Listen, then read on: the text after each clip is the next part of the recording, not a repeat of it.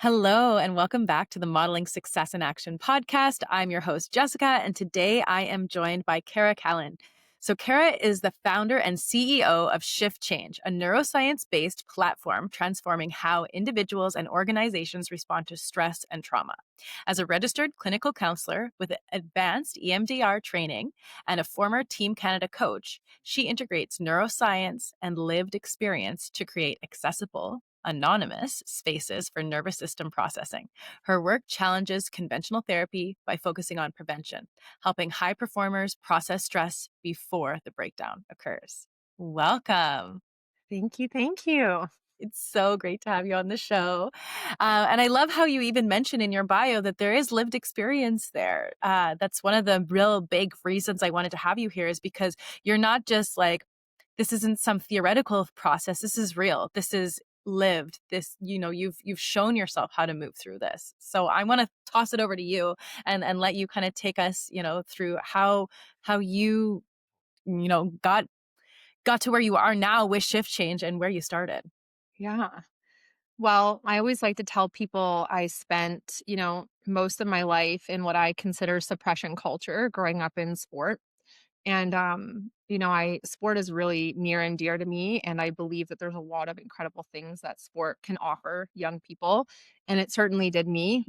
And at the same time, I learned from a very young age how to move through the world in a way that was grounded in pushing through and ignoring and not listening and sort of having this belief that other people knew more than I did, and really sought the approval and that external validation that I think so many of us are wired to seek. And for me, growing up in the sport of synchronized swimming, it was a sport that was judged, right? And so from a very young age, you're not just performing, but you're being criticized and judged, and learn to find perfection in things where actually perfection is not possible. But you're trained from a very young age to sort of look and find that.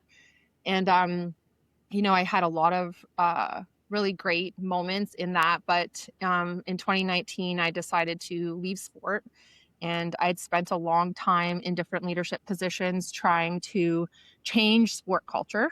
And, I sort of got to a point where I realized that I wasn't going to be able to do that by myself. And the cost to myself sort of outweighed the desire and the dream to have that be different. And so I knew I wanted to have another baby. And so I eventually had a succession plan that came in, took over. I was running a club and working with the province and with Team Canada. And so I decided to hang that up. And in the pursuit of having another child, I had this dream I was going to stay at home and be like all the other moms that got to have maternity leave. And the universe basically told me, no, that's not going to happen. And I got pregnant with twins. And the story goes that I got pregnant, I got really sick, and the universe basically brought me to my knees. There was no outthinking the amount of suffering that I was experiencing while I was pregnant. I also had two children under the age of 5 at home. And I gave birth to my twins in the middle of the pandemic, April 2020. World shut down, nowhere to go, nowhere to escape. And it was a real reckoning for me. And so all of the ways in which I had learned to dissociate, check out, they didn't work. And so here I was with 4 kids, now 4 kids under the age of 5. There's something very surreal about twins, birthing twins and having 2 babies put on your body. And while it's like this really, beautiful moment, it's also terrifying because, Mhm. when you've had one child, you go, oh my gosh, what am I doing with one? But when you feel this responsibility of keeping 2 babies alive, it is just like this astronomical weight. And I always tell people I tried to try and escape the postpartum that I started to feel come in within those first 100 days. And it was then that I decided to do what I had always done, which was to try and get busy. And so I had enrolled in an EMDR training. I was already a therapist. So I was in private practice while I was still in the coaching world, and I was doing those 2 things. And it was in the EMDR training that I was taken back to a sport trauma that I had experienced when I was 11 years old. And man, that was the moment where I saw when the seed of not good enough was planted. I saw the moment where, this like small moment actually, I saw every single person for the next 20 years flash before my eyes. And I kind of came to this place in the world where I was like, well, who am I in the world if I'm not trying to prove myself to everyone? And it was a really incredible change of events of what happened after that. I basically signed up for a 3-year journey of doing some really deep EMDR processing and found myself for the first time, So that was sort of the unexpected um journey of sort of a maternity leave that I imagined was going to be a vacation basically turned my life upside down. Yeah. So yeah. Wow. And it's so interesting that you're like, there was no amount of like thinking, there was no way to think your way out of Yeah. it, right? Like it had to be felt, you had to be moved through. Oh. So the when you say that the 3 years of EMDR, like going through that, you finally found yourself. So what did that mean to you? Because I always kind of go like, you're always there. There's nothing to find. But what did it mean to you to like have that experience? Mhm. Well, I think that, asking myself who I was in the world, it was like I didn't actually know what I liked, Mm. what actually brought me happiness. I knew how to be in a system of achievement and I knew how to achieve things, but I didn't know how to feel what it felt like to be in that achievement. And so there was a lot of incredible things that happened in my time of being in sport. A lot of things that I look back and I wish that I had embodied a real sense of pride of what that took to get there. But I can tell you, I felt none of it because when you are constantly focused ahead and looking at a goalpost, nothing is good enough. And so you're continually striving and striving and striving.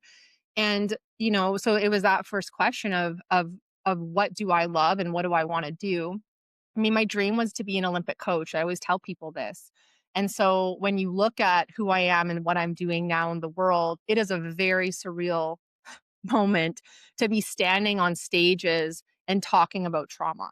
Like when you grow up in a world wearing masks and building lots of armor and being who you think you're supposed to be, when you start to take that off, when you start to put the armor down, when you talk about coming into the body and actually feeling, I left my body when I was 10 years old. One of the things I didn't share is that my dad was also diagnosed with cancer when I was 14 years old. And our family lived in what we would consider now ongoing traumatic stress while he lived with terminal cancer for 4 years before he passed away.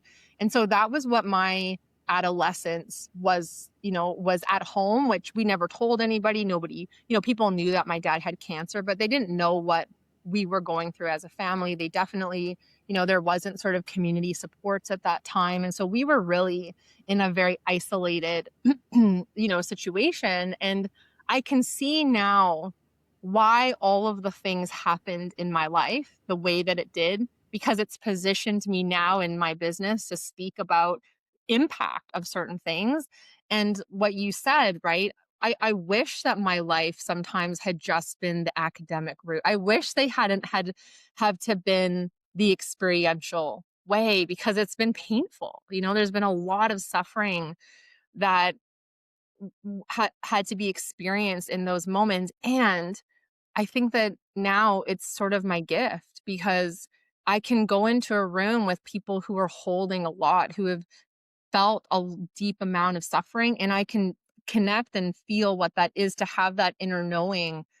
And so, there was that piece of it of dismantling, taking the armor off, feeling, processing, learning how to do that. Then I had 4 kids at home. So here's kids that are learning how to express and feel and put language to things that I had never been taught. So I'm learning how to do these things at the same time I'm teaching my children. Like, disclaimer, I don't recommend that to people.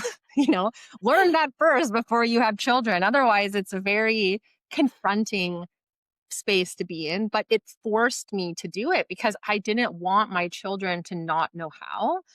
And so there's been that sort of avenue. But then also I think, it was in a meditation. I found Rebecca Campbell along the way. She's a mystic. She has incredible oracle cards, and she does a lot of healing work in the world. And I found her, and it was in a meditation that I did. It's called The Golden Thread. And it's a meditation that guides you to sort of find what is your soul purpose? Like, what are you here to do? And at that point, I never thought deeply into my soul because I was not connected to my body. So, how do you go into your soul if you're not connected to your body? You can't. Um, but it was in that meditation where, my great grandmothers came to me and showed me that I was going to lead this mission. And I remember seeing it for the first time. This was 3 years ago. And I was like, that is insane. I don't know anything about building a business. Like, don't ask me to do that thing. I'm just basically recovering from 2 decades over here running this thing. I don't want to do that. Like, I just want to, can I just take some time to like, but it was like, you're gonna build this thing and you're gonna lead this thing. And I think what I started to learn is that I was being shown that I didn't need to know how, and I didn't need to know what it was going to look like, but I was being asked to sort of, I don't like, I mean, I'm going to use the word obedient, but it's not really, it's just like, can you show up every day and can you just accept what you're being asked to do? And then I just started to ask the universe, just show me, like, show me what's next, show me the next step, show me the next step. And that wasn't an easy thing being a type A, need to know, need to plan. Like, I had 10 years of my life planned out at all times, 10 years, 5 years, 3 years, 1 year, like steps of micro managing everything. And now here I am in this place of, I've had 4 kids. I've just done some deep work. I'm getting divorced. I'm jumping and going to start life completely over. My entire friend group fell away. My life as I knew it changed. And I basically just jumped off this mountain and hoped that I was going to be caught somewhere along the way. And I was. And so every day I just started to, learn from Rebecca Campbell in terms of, the teachings that she was sort of putting in the world. And I just started to see that, I can just trust this. And if I'm asking to be shown something, something would appear. And then I just kept following those little pearls of wisdom along the way until, Shift Change was born, until the vision of that kind of dropped in. And again, it's like I built the business and I was like, now what? Like, now what? What's next? And then the next person came in and opened the door. And so it has been like, now sitting on this side of it, it has been an incredible, incredible journey that I feel very emotional because it's like, it feels like now a privilege to be the one leading it. And at the time, it was blind faith. Like, Mhm, that's as simple as I can say. It was blind faith. I had no idea where we were going or what the heck I was doing. mhm. Um, and that's sort of been the surprise of it all, I guess. Yeah. Well, that kind of is the secret ingredient is faith. Like over Yeah. and over and over again. Like I feel like the people who are on the show, the people who are living their life in a way that they are actually taking the actions to build the lives that they want to have so much. They have to have faith because there are no guarantees. There's no crystal ball. You're never gonna like. There's no like, yes, I'm ready. Everything is in like place. Like, like all the puzzle pieces are like, you're just going to have to go blind sometimes. That's right. Right. And so it's really cool to kind of see that on the table as you paint that picture for us. So you were a high achieving person. You were the type A, plan from 1 year to 10 years. So, and now you're working with these high performance peoples, whether it's individuals or high performance companies, and they've got this stress and this kind of pressure to perform. So how like, what are some of the warning signs? Because your work is preventative. Yeah. So what are you seeing, that how is it showing up in their journeys as these professionals? Well, I always lead with the thing that almost knocked me off my seat. And when I was doing my EMDR training and my instructor. Her name's Jasmine Alexander from the EMDR Center of Canada. And she said that you cannot outtalk or outthink trauma.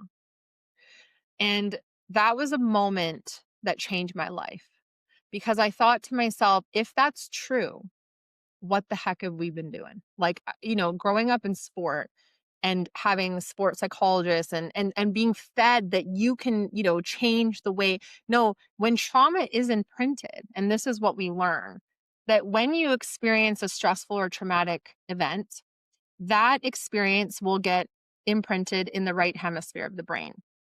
And everybody, we could all be a part of the same experience, and how our brain imprints is going to all be different. So just because we experience the same event, how it imprints is based off of all of our development from the ages of 0 to 7. So you think about that, like most of us go, oh, I don't want to go back to my childhood. Guess what? Your foundation of who you are was constructed from that 0 to 7. And I would argue, if not sort of in utero and, past. So there's that. And so when I help people understand the education of this piece, it's critical because I think that high achievers believe that they aren't able to achieve the thing because something's wrong with them. They see everybody else achieve the thing and they have internalized this belief that I can't do it because blah, blah, blah, blah, blah, whatever it is.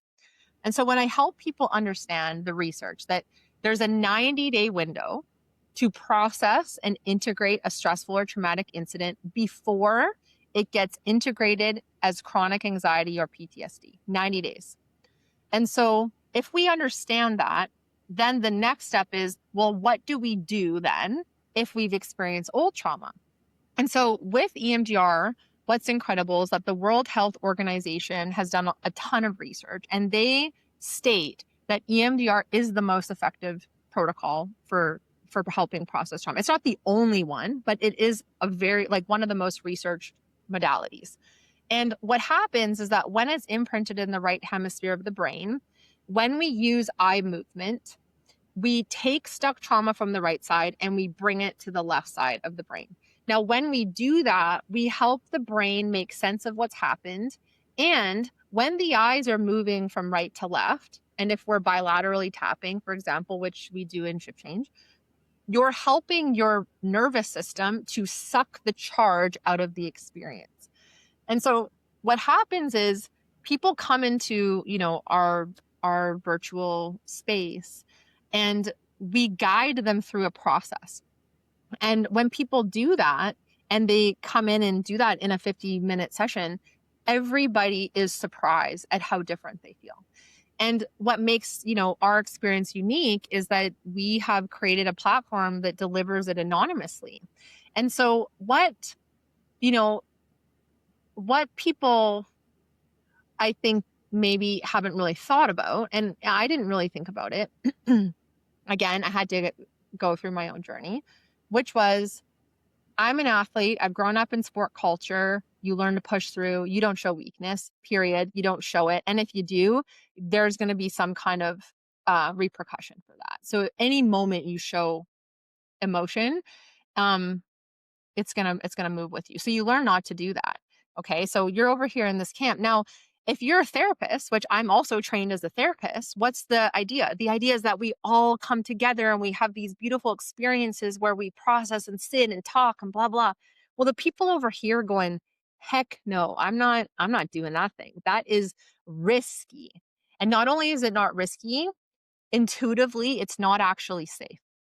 Why is it not safe? Because our systems have not created safe group spaces for people to come as they are.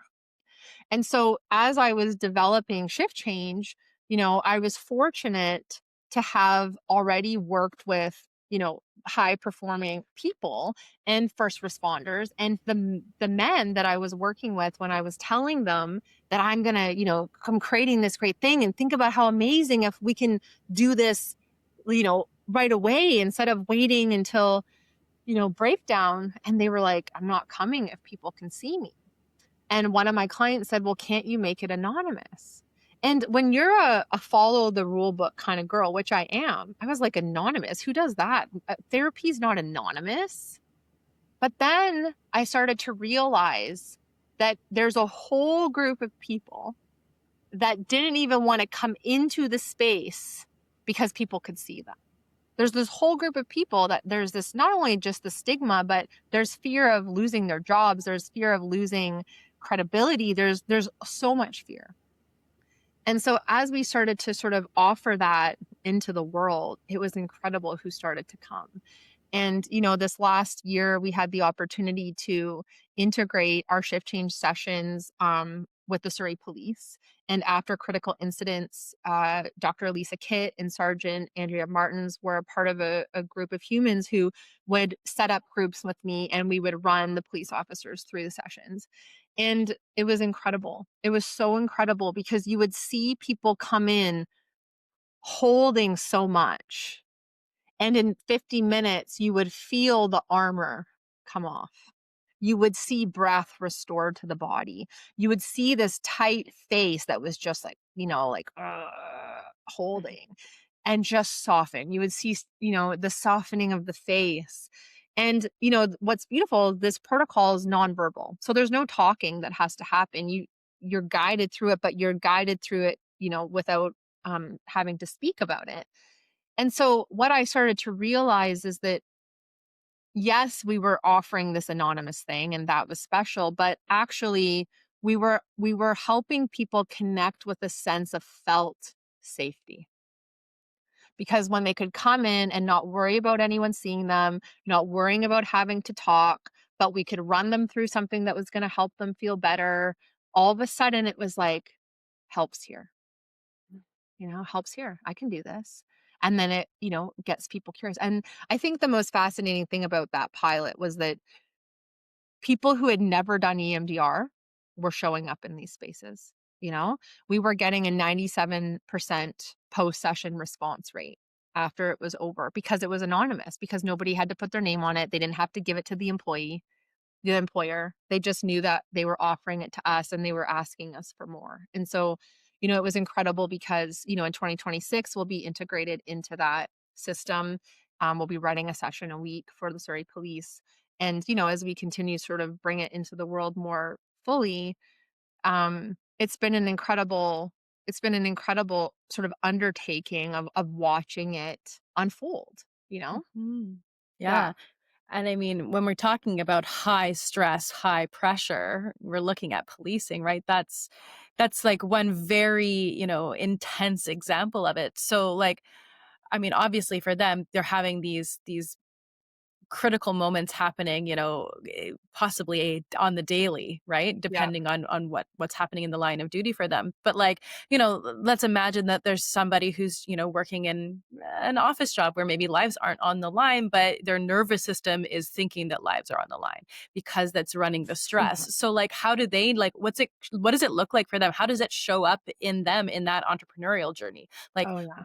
how do they see it to know not to miss the signs? So here's what we know is that, let's go back to when um an event happens. Okay. So if we all sort of imagine that before the age of 7, we've got this blueprint. And then for sure before the age of 13, there's this really clear picture of how our nervous system learned to be with certain things.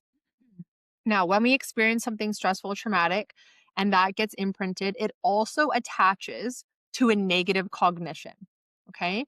Now, there's a list of negative cognitions, but here's some examples. Like when I say, for me, the seed of not good enough. Lots of people have a seed of not good enough. It got planted at some point in their life. There might be a seed of I'm stupid. There might be a seed of I don't know the answer. There might be a seed of you know, I'm not in control, I'm powerless, I'm helpless. These are cognitions. And so these beliefs get stuck with the seed of trauma. And so once that first seed gets planted, what the brain does is that any other time it experiences a similar thing and it touches that first seed in the brain, it builds a channel of association. Okay. So if we use me as an example, at 11 years old, a seed of not good enough was planted. And every time the seed of not good enough was planted, it happened in sport, it happened in a friendship, it happened in a relationship, it happened in a job. connect, connect, connect, connect. Now I've got all these pathways running in my brain, building a case as to why I'm not good enough. And guess what? You start building a case of all the reasons you're not good enough. You are going to look for examples in the world to make that be true. I am going to prove that I'm not good enough. Look at this, look at this, look at this. So now I'm an entrepreneur. I'm building a business and something doesn't go right. I get an email from someone that I don't want to read. I've spent all my time building this thing, this launch. It doesn't go. Nobody shows up. This not good enough theme runs on loop. It's like, I date myself, but when CDs used to skip, it's the constant CD skipping on the same spot. I'm not good enough. I'm not good enough. I'm not. And this is the part we can't outthink it. I Mhm. can't tell myself I'm good enough if this trauma is telling me I'm not. And this is the powerful thing about it. When I went back and see, like, I like to tell people I'm not the norm. So the fact that I was in EMDR training, I saw that seed. The fact that I decided to jump in and process every trauma I ever experienced, I know I'm not the norm of that. But I thought to myself, I never knew that that moment was impacting my life and it was impacting every decision I was making. So I'm working in high performance sport. I have all these goals for myself of what I want to achieve. And the not good enough wasn't because I wasn't good enough. The not good enough was based off of that very first story of that experience with me and my coach. As soon as I processed that and I saw that actually that moment between me and my coach had to have experienced that same thing in sport. And so she was just repeating what had happened to her. This is where generational trauma happens, right? Mhm. And so this is a part of the system trauma. Once I started to see that, oh, this is a systemic thing, this actually wasn't about me personally, This is how sport works. We compare, we feel like we have to feed our ego to prove that we're a worthy coach or that our team's successful or whatever it might be. And once I processed that, I started to feel the separation of me as a human being and this experience. And I no longer attached my identity to that moment. It no longer had a grip on me. Mhm. And then I processed the events after that. And so now, how it looks different in the world for me is that if something doesn't work out for me, I don't go into the loop of what did I do wrong? How could I have done that better? What was like, make it a me problem. I Mhm. go, okay, not meant to be here. Mhm. I'm not meant to be in this room. I'm not meant to be in this relationship. I'm not meant to be in this friendship. Whatever this was in my life had a purpose to teach me something. What did it teach me? What did I learn from it? And can I let it go? And so that idea of surrender, I remember this concept of surrender and letting go. I would roll my eyes at this kind of stuff. Like people would talk about having compassion for yourself and surrender and like all of that. And I was like, "Bleh," like literally my whole body would reject that. It would be like, "Bleh, who does that?" Like Like that's so right. Like let go because you want to hold on to it because there's pain under that. But as soon as I process that pain, I didn't need to hold on to that story. Why? It Mhm. just it wasn't true. It Yeah, wasn't and true. the But it was the letting go, like, frees you from the pain too. yeah, and it was a moment that I needed me as the adult had to go to my 11-year-old self and say, "You know what? You were deserving of someone wrapping their arms around you. You were deserving of someone saying, "Man, that must have been so scary. I'm so sorry that that happened. I'm here. I got you."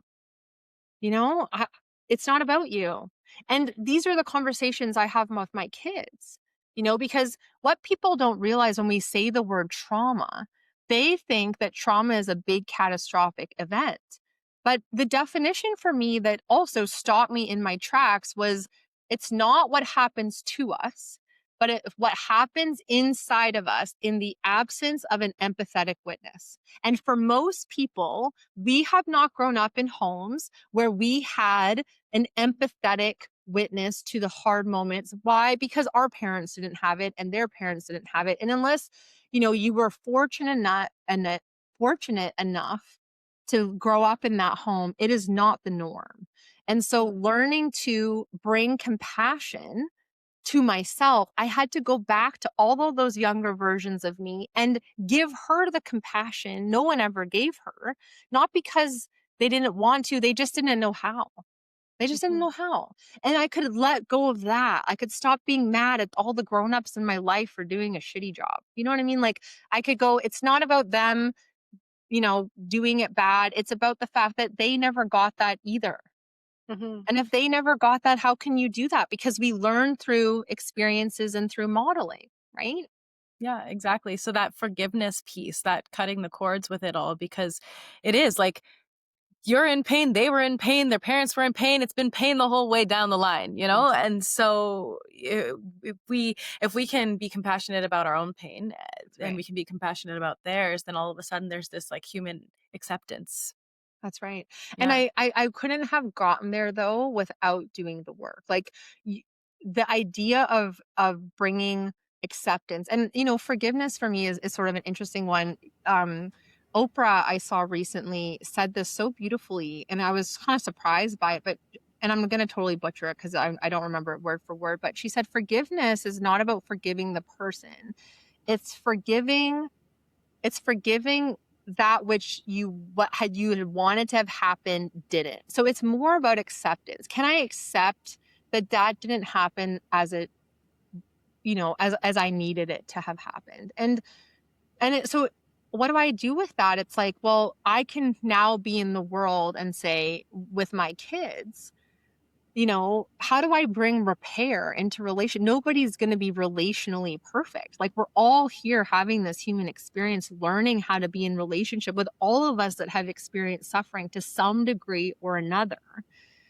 And I think I believed that that I was fine, like I watched my dad die. I watched him 4 years of being in this, like, really excruciating position, but I didn't think that my life was worse than other people. Like, I made myself believe that it was, yeah, it was a hard thing, but blah, blah, and so that was a defense, though, for me because nobody was able to attend to that and be with that, so my system had to build mechanisms to defend suffering. Because when my dad died, I had this belief like that was so painful and nobody held me in it that I'm never going to let my heart be open to heartbreak again because that almost killed me. And so I walked around with my heart guarded and protected in every single moment I went into until it cracked open with those babies. Like those babies literally came in my body and it was like, we are going to crack you wide open, whether you like it or not. Here we go, you know? And at some point, it was literally, I'm on my knees, I cannot pretend that I'm not suffering. At some Mhm. point, I had to just surrender, like, I'm suffering and this is hard, you know? Yeah. When it gets intense enough, it gets important enough, that's when we level, right? Because the rest of the time, if we're not taking action on that energy leak, it's all coping. It's all these like, it's these little things that we do to make ourselves feel better, but it really keeps us in the same spot and it compounds, it compounds, it compounds it. So yeah, this has been really a very awesome conversation. Thank you so much for being so honest and forthcoming so that, the people who are out there listening and going, I can relate to that. I encourage you to reach out to Kara because as she said, this is anonymous and it's online. And I'll put the details below so that you can reach out. So before we wrap this up, is there anything you want to leave the listeners with? Yeah. I think it's that I sort of believe that when people are ready, they'll come, you know? And so sometimes it's just about hearing a conversation with like this. And sometimes it sparks curiosity.